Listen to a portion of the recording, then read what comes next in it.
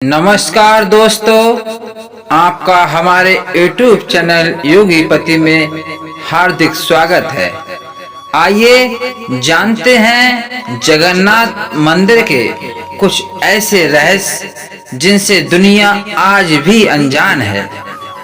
जानिए जगन्नाथ मंदिर के रोचक रहस्य, जहाँ की मूर्तियों में आज भी धड़कता है भगवान श्री कृष्ण का हृदय। शास्त्रों में वर्णित पौराणिक कथाओं के अनुसार कलयुग में भगवान के चमत्कार के साक्षात उदाहरण हैं चार धाम। इन चारों धामों को चार तीर्थ भी कहा जाता है। सनातन धर्म को मानने वाले लोगों का मानना है कि जो व्यक्ति इन चारों तीर्थों के मंदिरों का दर्शन कर लेता है उसे भगवान के चरणों में स्थान मिलता है और मोक्ष की प्राप्ति होती है। इनमें से एक धाम है उड़ीसा के पुरी में स्थित जगन्नाथ मंदिर। हिंदू धर्म में सभी मंदिरों में भगवान की पत्थर से बनी हुई मूर्तियां मिलती हैं, लेकिन जगन्नाथ मंदिर में श्री कृष्ण और उनके भाई बहन की लकड़ी से बनी हुई बिना हाथ पैरों की अधूरी मूर्तियां स्थापित हैं। उड़ीसा राज्य में हर साल जगन्नाथ रथ यात्रा का पर्व धूमधाम से मनाया जाता है। इस बार मंगलवार 20 जून 2023 को जगन्नाथ मंदिर से भगवान जगन्नाथ की रथ यात्रा निकाली गई। तो चलिए जानते हैं धार्मिक ग्रंथों में बताए गए जगन्नाथ मंदिर के रोचक और रहस्य से भरे तथ्यों के बारे में।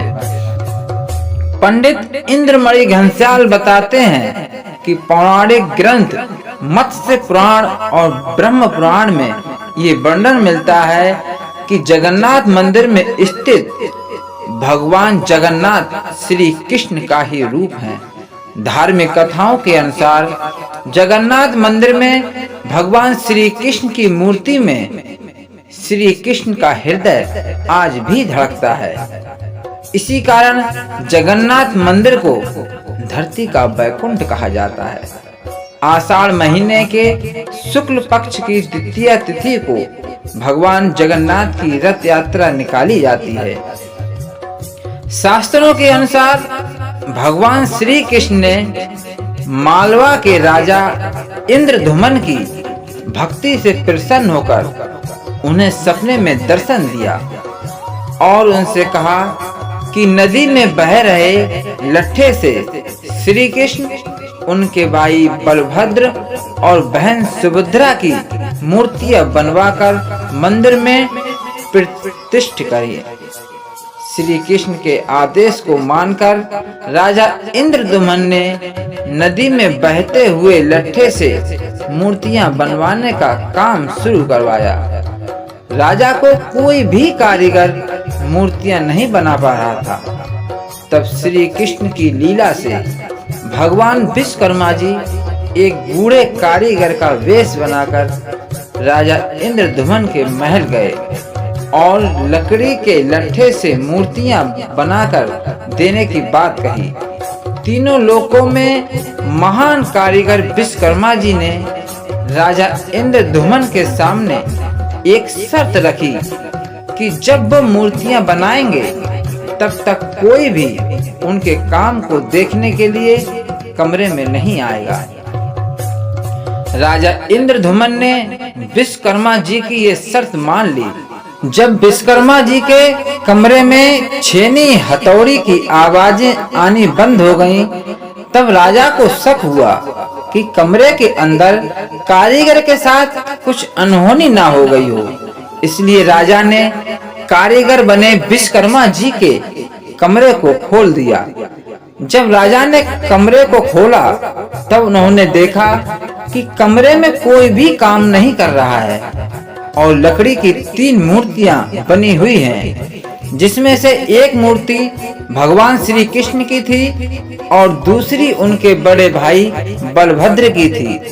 इन दोनों मूर्तियों के हाथ और पैरों की उंगलियां नहीं थीं। तीसरी मूर्ति भगवान श्री कृष्ण की बहन सुभद्रा की थी, जिसके हाथ और पैर दोनों ही नहीं बने थे। अधूरी मूर्तियों को देखकर राजा को बहुत अफसोस हुआ। राजा सोचने लगे कि अधूरी मूर्तियों को मंदिर में नहीं रखा जा सकता।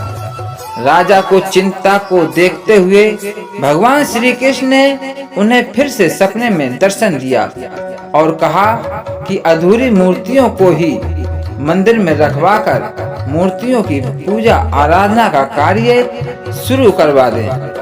राजा ने श्री कृष्ण के आदेश को मानकर मंदिर में अधूरी मूर्तियों की प्राण प्रतिष्ठा करवाई और सभी लोगों को मंदिर के दर्शन देने की अनुमति दे दी। जय हो कन्हैया लाल की।